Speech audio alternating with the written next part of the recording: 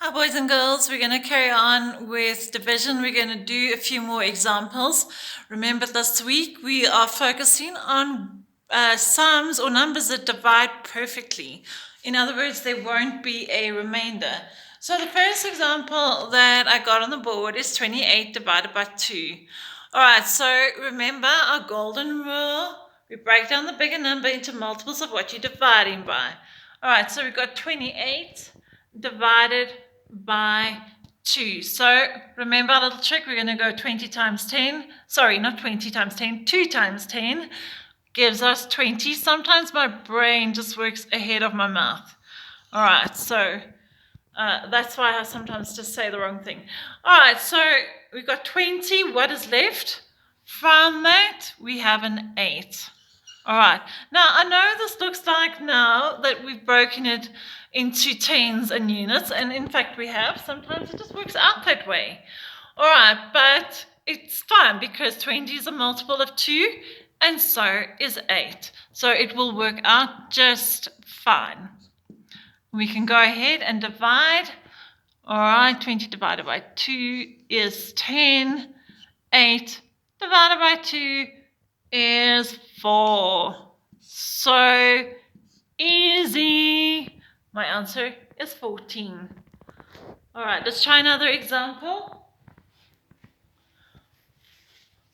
I'm going to do this number because I don't want you to get all weirded out by a number that has a 0. That shouldn't be any problem at all. All right, and the same rule applies. We're going to break down the bigger number into multiples of 5. All right, we're going to use our little trick. We're going to go 5 times 10 is 50. What do we have left? We have 30 left. Now we're going to divide by 5 and divide by 5. 50 divided by 5 is 10. 30 divided by 5 is 6. All right.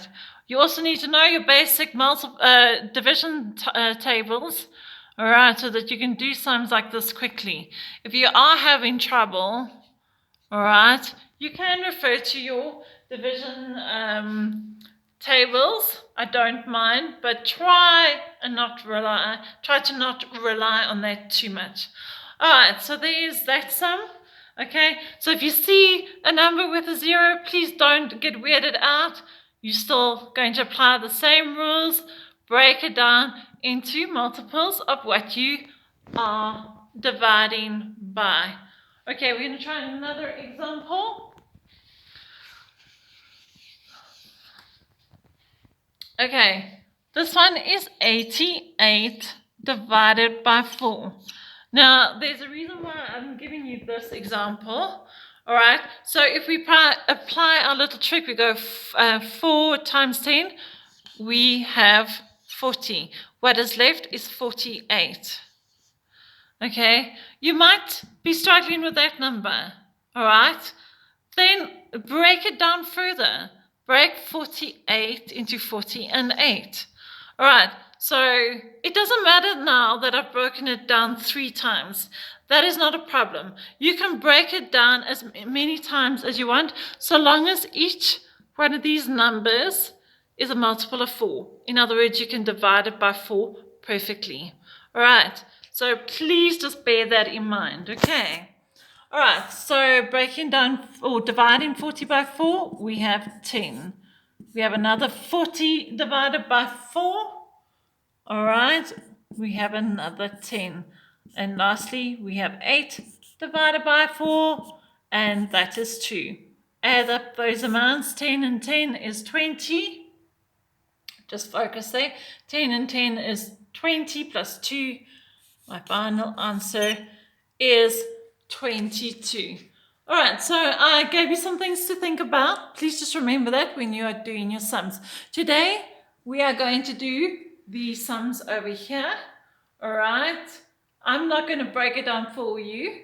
I want to see if you can do it yourself.